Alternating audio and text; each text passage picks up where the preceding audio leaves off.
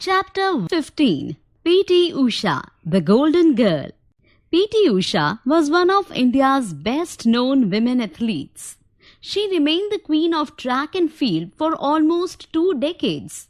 P.T. Usha was fondly called the Pioli Express and the Golden Girl because of her awesome speed on the track. P.T. Usha, India. This was the address on a letter from the Middle East.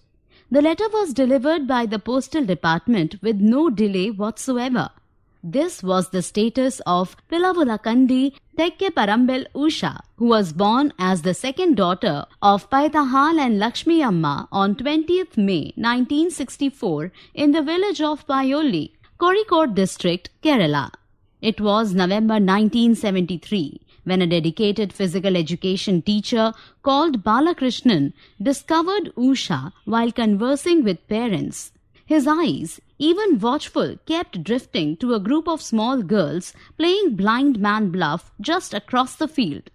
Was there a pair of feet that were moving extraordinarily fast? Was that tiny dark girl in her blue skirt and white blouse moving like an instinctive athlete? Patient as ever, Balakrishnan waited for the game to be over. Calling the little girl, he gently inquired of her. "What's your name, child?" The shy little girl hardly raised her eyes from the ground.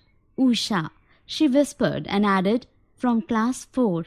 Thus was made one of the greatest discoveries in the athletic arena of Asia. A simple question from an observant master, and an equally unassuming answer from a tiny village girl from a distant village in Malabar in Kerala.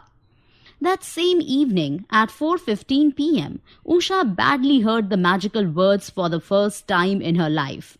"On your mark, get set, go." The master had explained to her what to do and why. Confused but very much aware of the seriousness of the occasion, she ran for her life. The rest is history. In 1975, Usha was 11 years old and was practicing vigorously for the sub-junior district meet, her first ever. With 3 days to go, Usha badly injured her heel while practicing for the long jump. The day of the event, all eyes were on her.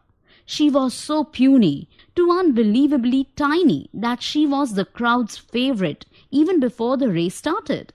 A white bandage on her heel won her even more sympathy. She came first in all the 4 events she participated in: 100-meter, 200-meter, long jump and high jump. She was also the individual champion at the meet. Academically, Usha was an extremely bright student. She was always amongst the top 3 in her class and was popular with her teacher. She passed her Standard 7 exam with a first-class grade.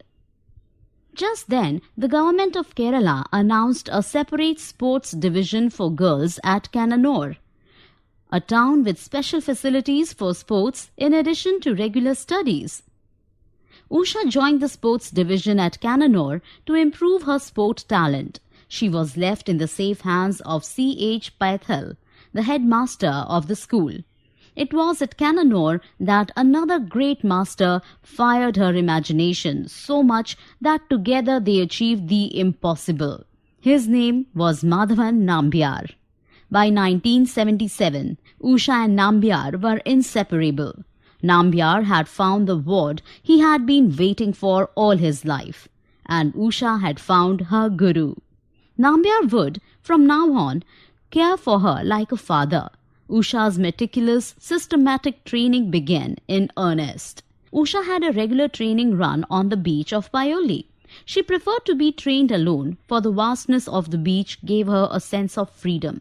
She ran joyfully and freely, and she derived her strength from the serenity and peace of her beloved Kerala surroundings. Nambiar introduced his sand training in her program to enhance her performance in the athletics. Just after the 1982 New Delhi Asian Games, sand training had enhanced the performance of many great athletes, from Edwin Moses to top-flight Indian athletes like Milkha Singh and Sriram Singh. Usha's athletic achievements are well known to almost all Indians. 2 silver medals in the 1982 New Delhi Asian Games, 4th place in the 400 meter at 1984 Jakarta Asian Meet, and 4 golds and 1 silver at the 1986 Asian Games in Seoul. P.T. Usha's story is that of a gifted child